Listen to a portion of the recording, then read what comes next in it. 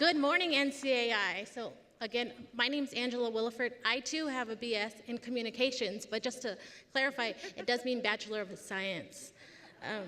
So do you know what happens in 14 days? No more commercials. Who's tired of all the commercials on the television?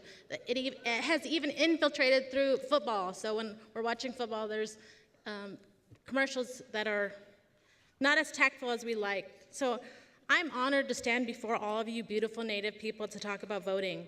I'm up here to encourage every individual and every tribal leader to encourage you and your community members to participate in the November 6th election. I'm also up here to give you some insight on what our community does to encourage our community members to vote. Again, my name's Salazar-Willeford. I'm Otham Pipash Seminole Creek from the Salt River Pima-Maricopa Indian community in the great state of Arizona. So if you haven't been to Arizona, I have to plug our community. We have a great golf course and the little lanyards that says Discover Salt River. Click on that and see what you can, and you would love to come out to our community. I currently work in the legislative affairs, as she stated, and our community has done Get Out the Vote, and although it's been challenging, it has been very rewarding. As this year's theme is honoring the past, shaping our future, we need to understand how our past congressional action shaped the future of our Native people. Some of the actions weren't friendly to us. Actually, a lot of them weren't. So I ask you to honor our ancestors and fight, not with violence, but with casting your vote. My great-grandmother, Elizabeth Juan Comahaya, was born in 1904, and she actually helped raise me. And one thing I vividly remember is sitting on her floor. She had a floor heater, and she was a woman that was, every day she did the same thing. She would eat 2 pieces of bacon, 2 eggs, and a chichamuth, which is a tortilla. And every time there was an election, she would bring out her green cardigan, and she would go to the schools, and she would come back, and she'd have I voted sticker.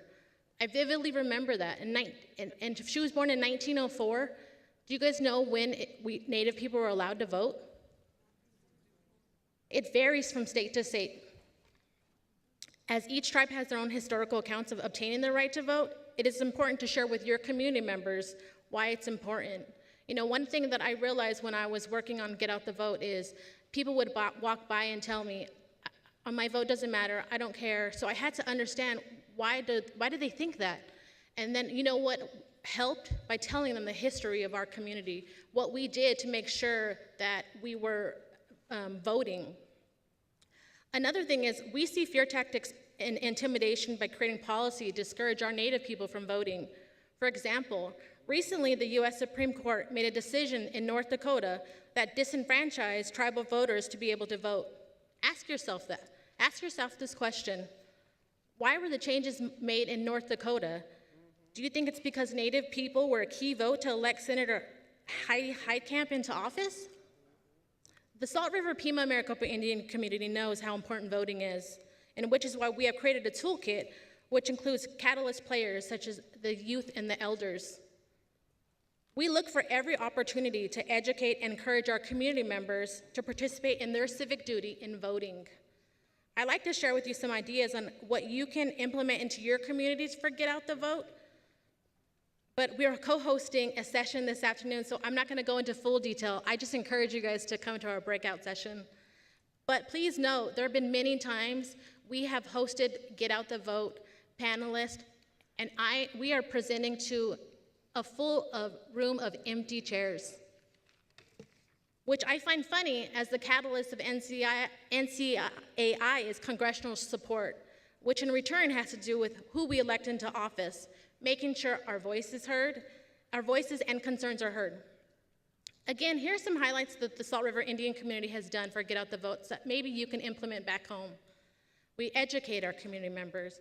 We create a voter guide, simply encouraging them on candidates, letting them understand what the governor's job is or what a senator does. You know, sometimes we forget we learned that information about 4th grade. So by the time we hit 18, we forget what their job is. But their job is to make sure they're listening to us. And another thing is, our tribal leaders, I truly appreciate, they have a relationship with our state and federal leaders, our individuals, and advocate on important issues. We communicate on every platform, social media, we have the youth involved. Finally, we have a community event. You know, sometimes it doesn't have to include money. We can have a potluck. You can bring your community members on election day and celebrate that we have that right to vote. Has this been a success? Yes. We are proud of our campaign toolkit we have created, but we know that we can do more. What I'm asking for tribal leaders and you is to make sure your voice is heard loud and clear on November 6th. Did you know that today there are 35 U.S. Senate seats open, 435 members of Congress that will be elected, and 36 states that will elect new governors, including Arizona?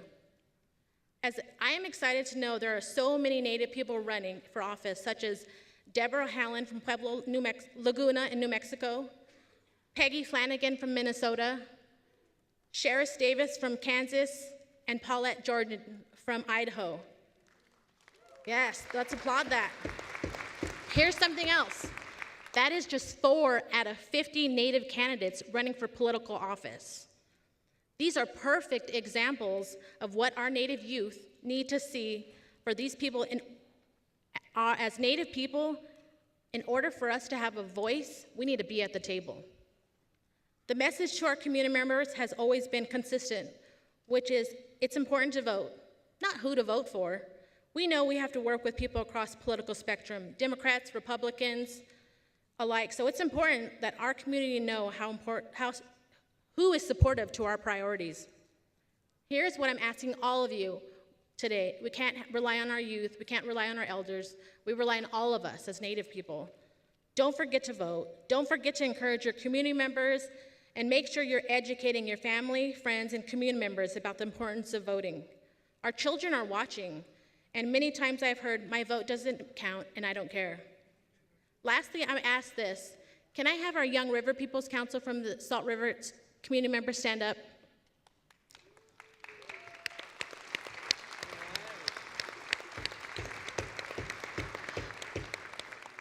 Our community brought 4 youth council members, and we have approximately about 20. We decided to go door to door, and they learned firsthand to get rejected by community members that's saying, I don't care. They probably got their door slammed on them, but they kept going. And so I ask the same for you, is to encourage your community members, do whatever you need to do to get your community members to vote. I think all the other youth left, right? So I ask our youth councils again to stand up, because you're representing, if there's any other youth here, please stand up. Yes. Any youth here still? Stand up, please.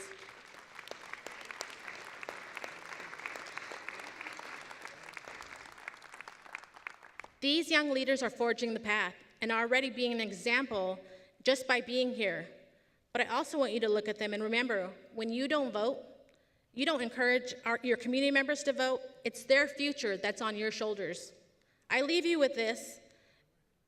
Our ancestors couldn't vote, but we can. So let's make sure you go back home as tribal leaders, as tribal people, and remember to tell everyone to vote on this November 6th. Oh, there's a picture. I didn't even look at that. So one thing is to the left, that's our youth council when they did door-to-door canvassing. And on the right, we always do a contest where we have community member youth design a logo for our campaign, which is My Ancestors Can Vote and I Can. And so that actually, Kaylee LaRue Tony, who is our current Miss Salt River, designed that, and she's going to Grand Canyon University. So I'm extremely proud of our youth, and I thank you all for your time. And again, in 14 more days, no more ads. So thank you again and have a great day.